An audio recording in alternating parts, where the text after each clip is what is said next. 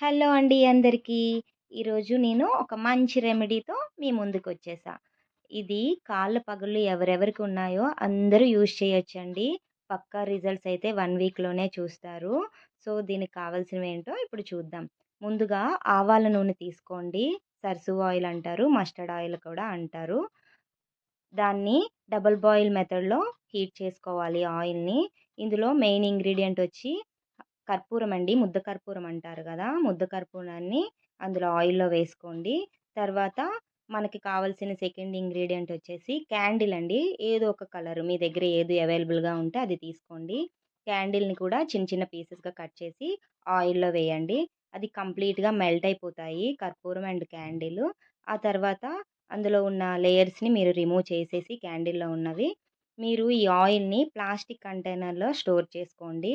And ఇది cool అయిపోయిన తర్వాత క్రీమీ స్ట్రక్చర్‌గా అవుతుంది. దీన్ని మీరు నైట్ టైమ్ అప్లై చేసుకుంటూ పడుకోండి. సాక్సెస్ ఏసుకుంటే ఇంకా వేగంగా రిజల్ట్ వస్తుంది. డే టైమ్‌లో యూజ్ చేసినా పర్వాలేదు. బట్ డే టైమ్‌లో యూజ్ చేసేటప్పుడు సాక్సులు కూడా వేసుకుంటూ ఉండండి. 1 వీక్‌లోనే మీరు రిజల్ట్ అయితే చూస్తారు. Thank you.